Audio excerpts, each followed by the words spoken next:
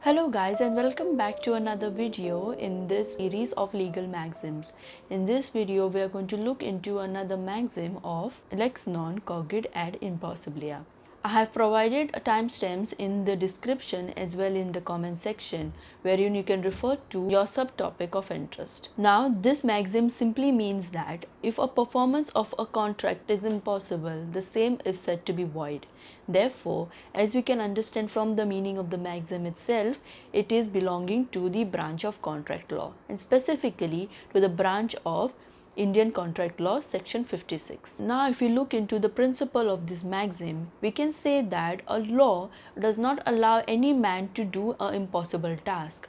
Therefore, any task, any condition which helps to perform the contract in a proper manner should be written in such a way that it is possible for the person to perform the duty which is mentioned in the contract. Therefore, when such a performance of a duty becomes impossible in nature, it can be rightly said that such a contract is void. Therefore, we can conclude that a law doesn't compel a man to do any task which is impossible. Now, if we look into the law of contract, we learn about two main impossibility. Now, the first is initial impossibility and second is the subsequent impossibility.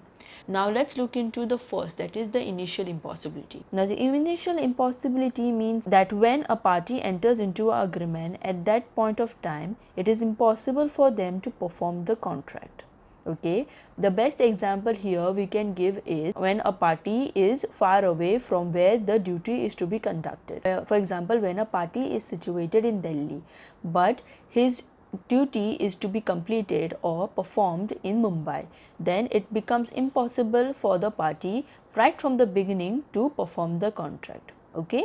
Now the second is the subsequent impossibility. Okay, this is when after the agreement is performed, due to some circumstances, the performance of the obligation is not possible.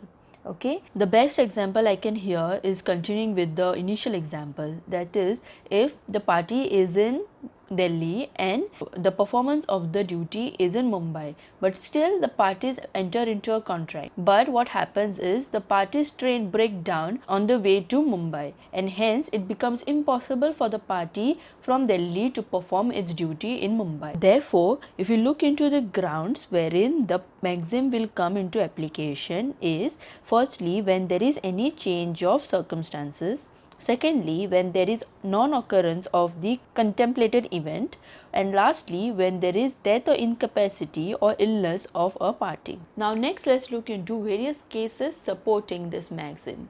Let's first look into the case of Taylor versus Caldwell. Now this case can be understood by a following illustration wherein A agreed with B to give him music hall to conduct musical concert. B agreed to pay £100 per day. But before the day of the performance, the music hall caught on fire. B sued A for the breach of contract, saying he wants compensation. Then the matter came before the court. The court held that performance has become impossible. Thus, A is not liable to pay any penny to B because the agreement was impossible to do. Next, let's look into the case of Robinson versus David. In this case, the defendant was a piano player, who had agreed to perform for a certain concert. But unfortunately, he became sick and could not perform. Plaintiff sued saying that the defendant was supposed to play piano at the concert, but he failed to perform, and thus there is a breach of contract. The matter then came before the court. The court said that the contract was discharged due to impossibility of performance. Contract thus has not been violated.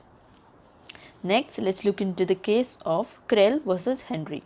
In this case, defendant agreed to hire plaintiff flat on a specific date on which there was coronation proceeding of the king. The defendant agreed to pay rent for viewing the coronation procession. The defendant also paid certain amount subsequently. Coronation was cancelled. Therefore, the plaintiff said that the defendant should pay him the remaining amount. He sued the defendant and asked for compensation for the loss that he suffered. matter came before the court.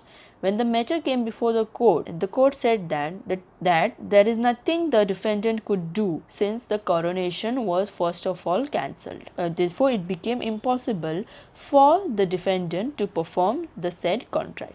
Now next, let's look into few exceptions in relation to this maxim. The only exception in relation to this maxim is when a person enters into an agreement knowing that he isn't capable of performing it. Then in such a case, that person will be held liable to pay the compensation. That's all for today's video, guys. I'll see you in the next video. Take care.